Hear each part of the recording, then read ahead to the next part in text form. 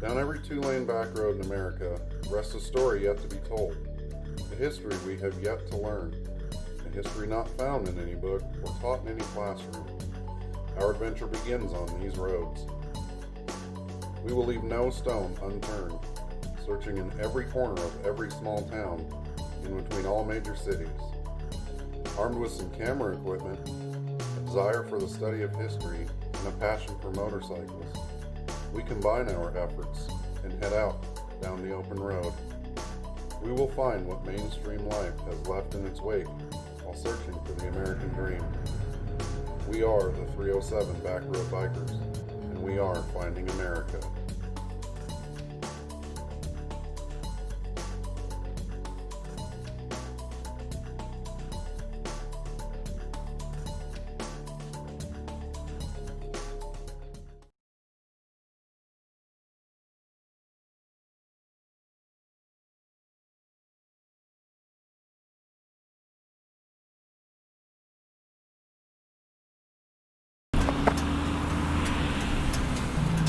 Hey everybody, welcome to another episode of 307 Backroad Bikers Finding America. I am Chuck the Adventurist Steele. I'm Biker Bob. And today we are coming to you from our very own backyard in Wyoming, in Hartville, Wyoming, which was Wyoming's oldest established incorporated town. It was a mining town founded around 1886, I believe. We are going to take you on a journey through some of the history of this town and talk to a couple different people and see what we can dig up. Join us, would you? Hello everybody, we are still here in Hartville, and we are currently standing here with Mr. Mark Russ, who has agreed to give us a little bit more information on the history of this amazing place that we have been finding out about today. Mark, could you tell us a little bit about yourself and what brought you to this area? Well, when I was born, my dad was working for the Colorado Fuel and Iron Company. My older brother was born in the company hospital here in Sunrise, but 2 years later my folks decided to go to Torrington, Wyoming, and that's where I was born. But we lived here till I was in the 5th grade. We played marbles under these Colorado blue spruce trees during recess and played football on the newly resodded football field that we had here. My grandfather immigrated to the United States in 1900, and through the Italian grapevine found out that there was work here, and he worked here as a blacksmith until 1947 when he retired. The area was originally copper was found here, and there were several copper mines, and the copper played out in the 1880s, and that's when the iron was found to be at least economically feasible, and it turned out that there was hundreds of thousands more tons of iron than had originally been anticipated. The mine ran until 1983. My father was laid off in 1962, I believe, and we moved away when I was in the 5th grade. Where did you guys move to? My dad got a job for an auto parts store called Stickney's. They had a chain of about a half a dozen stores in Colorado and Wyoming and Nebraska, and we lived in Sidney, Nebraska. Okay. Their head office was in Sterling, Colorado. City where Cabela's used to be. Yep. We lived there when Cabela's was just getting started. We have a friend that's from Sydney, Pat Golan. Oh yes, yes. Don't recognize that name, but it was 1965, I think, when we moved away from there. Oh, okay. And then I moved away, did other things, and came back, went to work on Burlington Northern Railroad, and worked here until I retired 3 years ago. I was a railroad machinist, belonged to the machinist union. I have a few friends that have since retired from railroad, and it's pretty sturdy work. And because of my history, my grandfather and my father both belonged to the union here. My father belonged to the United Steelworkers, who took over after the Mine, Mill, and Smelters Union was disbanded here. And the Mine, Mill, and Smelters' original name was the Western Federation of Miners. And if you look them up on the internet, one of the first things you're going to find out is that their president was tried twice for murder for blowing up the governor of Idaho, and then an attempted murder later on in Salt Lake City. And he was found innocent of the murder of the governor of Idaho, but skipped the country before the trial on the Salt Lake City murder. Okay. But the Mine, Mill, and Smelters workers was one of the most militant unions ever. Very strict, very. Do they have issues here with them? No, actually, just the opposite. The miners, my grandfather had to go meet clandestinely with other guys that wanted to join a union, and they formed, and they got that Mine, Mill, and Smelters Union in here. And the company at the time was going through turmoil. I don't know if you know about the Ludlow Massacre. Oh, very down in briefly, Colorado. Yeah, Colorado? same company, Colorado Fuel and Iron Company. So because Sunrise had less labor disputes than the coal mines in Colorado, they wanted to keep it that way. So the Carnegie family Rockefeller family that owned the mine built a YMCA. This is the only town, or the first town, that ever turned down a Carnegie library. And they built the YMCA. They had a company store here, Colorado Fuel and Iron Company store. That it was like a Macy's in 1910. You know, Right. you get everything you wanted, and if you couldn't, they could order it. Sure. But they, with steps like that towards the decent housing, heat for the houses, water, they supplied water, and there was a lot less union unrest, labor unrest here than in a lot of other places that the Colorado Fuel and Iron Company operated. So when was Sunrise in Hartville very first established? The 1880s, the Hartville was here first, and it was just a little hamlet with a half a dozen houses, and that's when the copper was discovered.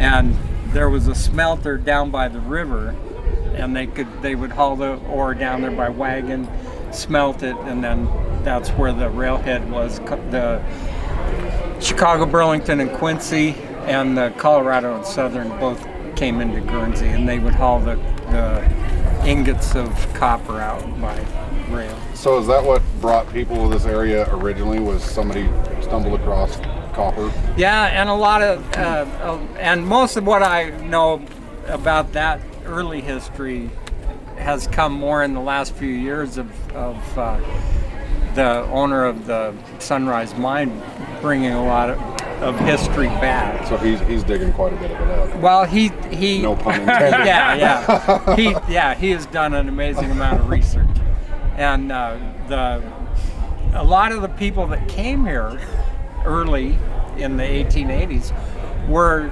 soldiers that were discharged from Fort Laramie. Oh. And they were looking for homesteads, and they spread out, and that was about the same time that the prospectors and miners were coming out of the Black Hills after all the ore up there had played out or been claimed. And they were looking, and there are a couple of silver claims around here that didn't produce much, and then the copper, and then the iron. My dad my dad never worked underground. He worked in the assay lab. Oh, okay. And they would do tear samples on every car of ore, so they knew approximately how pure it was going to be, how much ore it would produce. And you can't see it because of the way your camera is aimed, but this hill behind us is the ore that came out of the mine. And that hill used to be level where the red stuff stops. used to come all the way out here to this outcrop of rock Oh, wow. and go all the way to Hartville.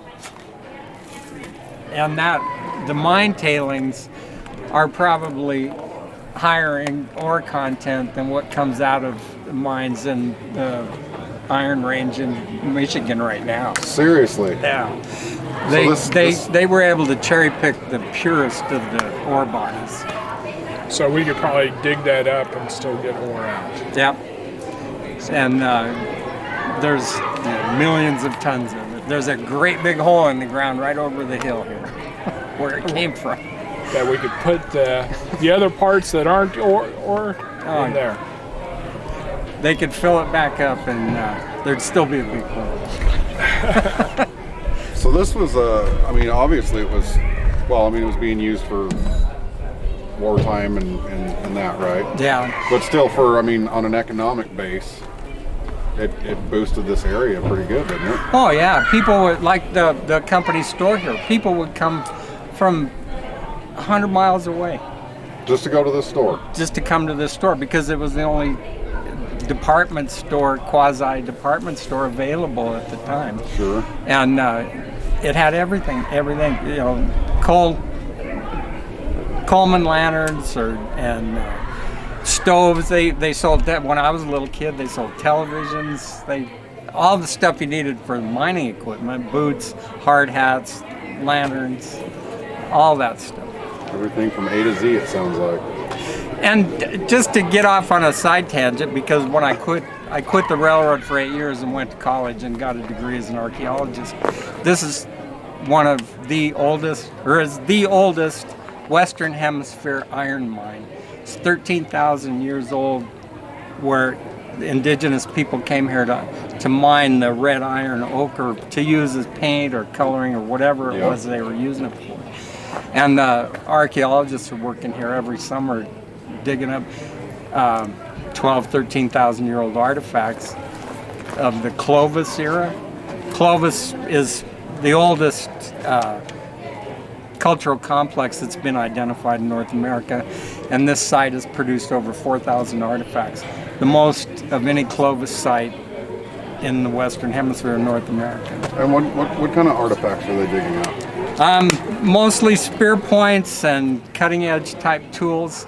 And what they've discovered where they found that quarry that the Indians, the ancient people, were digging the ore, is that the artifacts are broken, which the archaeologists have surmised that they probably came here for the stone, because you can get these hills have the stone for making the stone tools, and the iron ochre for whatever purposes, ritual purposes they may have used it for. But once they went hunting and their tool got broke, they would bring it back and throw it in that quarry. So they're finding broken stone tools in the quarry, and then the raw rock that was used to make the stone tools is just everywhere. That's absolutely amazing. Did they find obsidian over here too? The obsidian can be sourced. It can be cut and then spectrographic, burned in a spectrographic furnace, however they do it. And then the minerals that come off of it can be identified to a source. And most of the obsidian that's been found in this area is from Yellowstone. Wow. So, and then the stone tools, the chert stone tool stone from they call this the Hartville uplift. It's like the Black Hills uplift, right. Geologically similar. The stone from the Hartville uplift has been found as far away as Ohio. So they had really extensive and complicated trade routes and trade interactions with other people. Absolutely. But the chert was a stone that they would use to make knives and their spear points. And chert exhibits the same. It's a silica-based rock, and it exhibits the same properties as glass, which is conical fracture, which allows you to make a sharp edge. And like in obsidian, they can go down to 1 molecule thickness. And some eye surgeons use it because it heals. the cuts will heal so fast. Interesting stuff. So, let's go back just a little bit. I know we're standing on the old school grounds and the old football field. Did you drop any sweat on that football field? Shed any blood? As a 5th grader, we moved away the year I was in 5th grade. But we went out there at recess and played. Yeah. Played marbles under the trees, tag, all those kid games. We played tag. Once they laid down a sod field, it was pretty much like it looks right now until I was in about the 3rd or 4th grade, and then they laid down sod, which made it nice. And that's when we started playing tackle. There was a lot of broken bones. 5th graders with broken collarbones. So what schools would come around from wherever to play against you guys? Or was it just for the school kids here? No, it was 8-man. They played 8-man football, and then they had really good basketball teams every year, and they would play Cheyenne, Laramie, all the small towns: Fort Laramie, Torrington, Lingle, Albin, Wheatland, Albin, Lyman. What are a couple of those other little towns out there? Bluffs. Pine Bluffs. Yeah. Bobby has spent a little bit of time in Albin. Oh yeah. Yeah, I used to teach school down there. Did you? Yeah. Oh, okay. Yep. And then backtracking yet again, we were told earlier, and you had also made mention of Italians and Greeks. So did those guys all migrate over here looking for that work specifically? They knew about it somehow. That was It seemed like there was a lot of them coming this way. the 1890s, 1900s was probably the period of biggest migration from the Mediterranean area. So there were Greeks here, Italians, Sicilians, a few French, and then Irish, some Germans.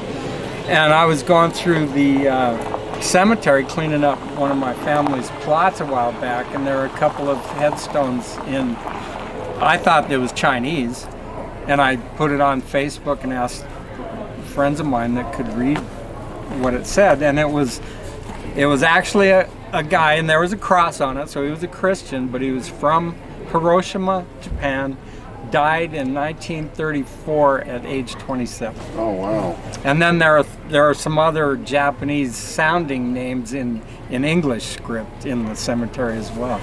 So when I was looking at some of the pictures, I saw it looked like it was a teacher, and she was maybe Japanese teacher. There may have been. Some of the pictures I saw in there were from before I was born, more of my dad and kids between my dad's and my age. So the school this was company property. The school, I think all the teachers were hired by the company, but it was still a county school. So did the kids from Hartville come up here to go to school? Yeah, there's a one room, or it was originally 2 stories, and I think there are 2 classrooms. My brother went there kindergarten and 1st grade. I would have started there if they'd have kept it open, but I started kindergarten here. And then that building stayed empty for a long time, and then now it's a museum. Okay. So what's going on behind us here? This is an annual reunion. In the past, some local people have got together and had like a high school. Anybody that had any high school affiliation with Sunrise was welcome to come. And those were some pretty big celebrations 15, 20 years ago. And then as people have aged out, those have gotten smaller and smaller. And now this Labor Day was always big because of the Union Connection. There was always big Labor Day celebrations. And this is kind of reviving that tradition. Perfect. Well, it sounds like it's a pretty good time. Do you live here now? Yeah, we live in Hartville. I own the the old Catholic church and the rectory where the priest lived. Okay. And that building was actually brought in here from Lance Creek, Wyoming. It was a oil boom town in the 30s and 40s that petered out. And the church was built in 1944, and there was an apartment in it for a priest to come occasionally. And then they put because the Italian and Irish contingent was so strongly Catholic, the diocese put a priest there permanently until about 1983 or so, and then the church moved to Guernsey. Okay. So did you? So you lived there. Did you? When you were growing up, you guys had moved away, right? Yeah, 5th grade. And when did you move back? 5 years, 6 years ago. No, 10 years ago. 10 years ago. So you weren't around when they had the House of Ill Repute? No, I've heard a lot about that. I was just curious. There were the local legend is that there were 13 saloons and 4 or 5 brothels. Because Sunrise was dry, and because it was a company town, it was dry. So the miners had to go to Hartville for a good time. Kind of like Boulder City, Nevada. That's dry. When they built Hoover Dam, it's dry, but you can go out of city limits and there's a casino right outside. Yeah, right out. Yeah. That's way Hartville. So when can I ask when you were born? 1951. 1951. But you've come up here because you have roots up here. You have family members that have passed away that come and take care of their cemetery plot. Yeah. But you have strong roots and strong feelings for this area here. Oh yeah. Because because why would somebody move here? Yeah. Most people wouldn't move here because there's not a lot of industry. Yeah, it's quiet. I think about my sister-in-law's grandfather. He was from Sweden, and he moved to Laramie, Centennial, because he had family over there, and they wrote and said, "Come out here." Yeah. And they all spoke Swede. And so most of the people that worked with them learned how to speak Swede. Oh, okay. So. Yep. Well, I think my grandfather's experience was similar. There was, from what stories I've been able to piece together from the family, is there were a lot of Italians in the Upper Peninsula of Michigan, where the Iron Range. There's some big iron mines up there, and the Italian grapevine, that news got back to New York and then got back to Italy, and they, like my grandfather, immigrated to the United States with 2 brothers. One brother hung around in New York for a while, went back to Italy, and ended up in Uruguay. And then the other brother moved to Pueblo, where the steel mill was. But he farmed. He never worked for the Colorado Fuel and Iron Company. And my grandfather came up here to work as a blacksmith. And I don't know what experience he had as a blacksmith back in Italy. The stories that I remember him telling me was that he was a shepherd. When he came here, he was, "I'm a blacksmith." Yeah. Are you a blacksmith? Yeah. And actually, I went to the University of Colorado archive, because that's where the mine mill and smelters workers turned over their, when that union dissolved, they turned over their materials to the University of Colorado archive. And I just happened to have some time to kill. I was in Boulder, so I went over to the archive and I asked the archivist for information. And the first box, they had the stuff in old beer cases. And he said, "Well, it's not organized very well. So here's the list of the boxes, just pick a number." So I picked a number, they brought the box out, and right on top, the very first thing was one of those old check ledgers. Mm-hmm. You'd open up and there'd be 3 checks and the notations on the side. The first check was to my aunt. Oh, wow. And then it had the canceled check with her signature on it. Right. Was in there because it had gone to the bank and come back. And it was for $4.35. She must have provided the treats for the ladies' auxiliary meeting of the union. So that was kind of moving. But I'd like to volunteer to go in there and straighten up their archive for them, but right. It's a long drive to Boulder. Yeah. That would be a lot of work too. Yeah. Yeah. But it'd be really neat to read through that though. Like you said, I mean, the first name you found was your aunt, so. Yeah, and then deeper down in the pile, there was a letter from the local union officer here, the president of the local, and he was writing to his next hire guy in Denver, and it was in spring of 1942. And the letter was, and I knew the guy. He went to high school with my dad. So the letter he was writing said, I can't keep these guys down. They want to strike. We need a raise. And it was only a couple paragraphs long. And the answer then came back, and he said, no, the war board won't let us give anybody a raise. We can't ask for a raise. The company will say no because the war board has put a lid on everything.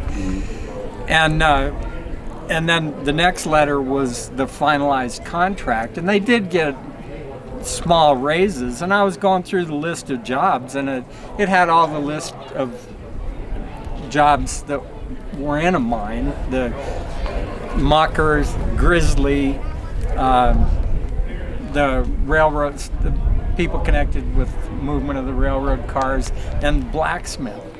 And blacksmith was $4.25, and it was the highest of all the jobs. And I got to think, well, that was cool. My grandpa made $4. And then I started thinking, that's a day. Yeah, that was a lot of money. For probably a 10-hour day, and probably 6 days a week. Yeah. In 1942. Yeah, but that was probably a lot of money back then. Yeah, he was the highest paid guy in the mine. But still, it was brutal work. Oh yeah, dusty, dirty, red. Yeah. You turned red working in the mine. All the animals that were up here, dogs, cats, rabbits, they were red. The kids were red. The cars were red. It gets into everything. I think I'm just about exhausted my knowledge. You have given us a really extensive plate of knowledge. I certainly appreciate it. Well, I appreciate you guys being here. I'm glad somebody's recording this stuff. That's what we're doing. We want to find it and share it. Well, so, thank you. I appreciate absolutely. it. Absolutely. Thank you, Mark. Thank you. Yes. Chuck and Bob. Yes. Yes, sir. Thank you for watching this episode of the 307 Backroad Bikers. We would like to thank Hartville and the community of Sunrise, Mark Russ for the amazing interview. A special thanks goes to the Lost Road crew, Mr. Dana Duell, and for behind the scenes, Ms. Trish Kerr and Mr. Dominic Steele. And we'd also like to thank our family and friends for the continued love and support. Please remember we have merchandise, we have hats and masks available, and more to come in the future. Be sure to follow us on Facebook, Instagram, Twitter, YouTube, and Patreon. And please remember to like, share, and subscribe. We would also like to thank our sponsors, CycleWorks and Shirts and More. And we will see you down the road on our next adventure.